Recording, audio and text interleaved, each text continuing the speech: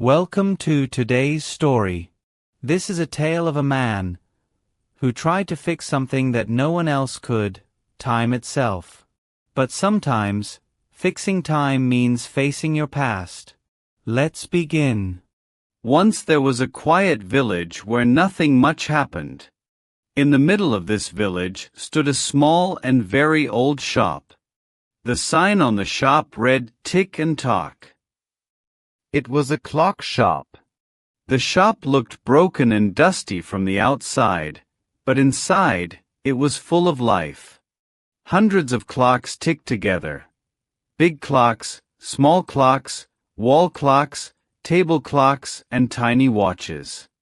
All of them made the same beautiful sound, tick-tock, tick-tock. It was like music.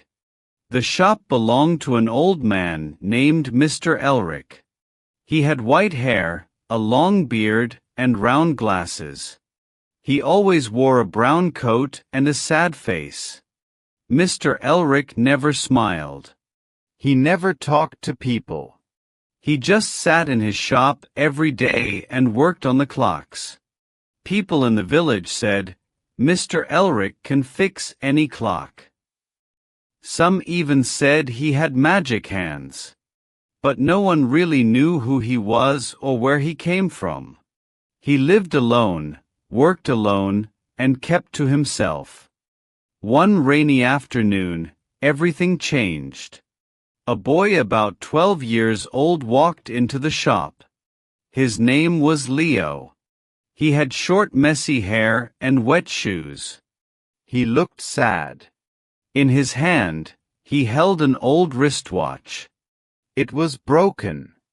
Leo looked at Mr. Elric and said, "Sir, can you fix this watch? It was my father's. He gave it to me before he died." Mr. Elric took the watch without saying a word.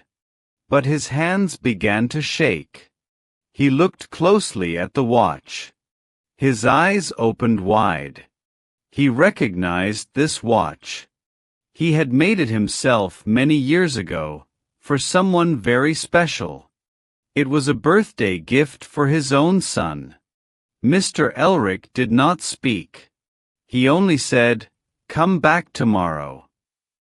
Leo nodded and left the shop. After Leo left, Mr. Elric sat quietly with the watch in his hands. His eyes filled with tears. Many memories came back. A long time ago, Mr. Elric had a son named Ethan. Ethan was smart, full of life, and loved his father. But Mr. Elric was always busy fixing clocks. He missed many family dinners. He forgot birthdays.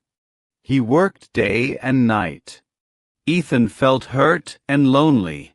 One day, Ethan shouted at his father, "You love your clocks more than you love me."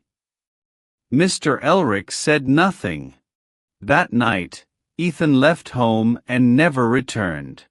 A few days later, Mr. Elric received a letter. His son had died in a train accident. Mr. Elric dropped the letter and cried for the first time in many years. Since that day he stopped smiling, stopped talking, and worked with clocks all day to forget his pain. Now, the same watch he gave Ethan had returned to him. And it was brought by a boy named Leo. He opened the back of the watch and found a small piece of paper. The writing was old but clear. It said, "To my son Leo from your father Ethan. If you ever miss me, wear this watch. Time may move on, but love does not fade." Mr. Elric's hands trembled. His tears fell onto the table. Leo was his grandson. His son Ethan had a child before he died. Mr. Elric still had family. He still had someone. After so many years, his heart felt something again. He felt hope. Mr. Elric carefully cleaned the watch. He fixed every tiny gear and screw. He polished it until it looked new again. He stayed up all night, working with care and love. The next day, Leo returned to the shop. Mr. Elric gave the watch to Leo and said, "It's fixed." Leo smiled brightly and said, "Thank you, sir." Mr. Elric looked at Leo and said softly, "I knew your father. His name was Ethan." Leo's eyes opened wide. "You knew my dad?" he asked. Mr. Elric nodded. "He was my son," he said. Leo stood still. He couldn't believe it. "You're my grandfather?" he asked. Mr. Elric nodded again. Then Leo hugged him. Mr. Elric hugged him back. After many lonely years, he had family again. He felt warmth in his heart. From that day, everything began to change. Mr. Elric closed his shop for a week. He cleaned his house. He made room for Leo to visit. Leo came often. They cooked together. They laughed together. Leo loved to hear stories about clocks. Mr. Elric loved to listen to Leo's stories about school and his dreams. They became close. They became family. One evening Leo asked, "Grandpa, why do you love clocks so much?" Mr. Elric smiled and said, "Clocks teach us something important." "What is that?" Leo asked. Mr. Elric replied, "Time always moves forward. But love stays forever." Leo nodded. He understood. The people in the village noticed a big change. Mr. Elric now smiled at people. He said hello to neighbors. He even gave free clock repairs to some children. His shop looked brighter. Flowers were placed at the window. The lights inside were warm. People were happy to see him happy. Some villagers said, "The time man is alive again." Mr. Elric was not only fixing clocks anymore. He was fixing his heart, his memories, and his life. Many years passed. Leo grew up.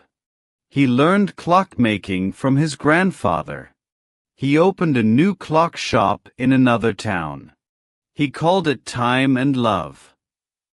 Inside the shop, on the main wall, there was a large photo. It showed Mr. Elric and Ethan standing together.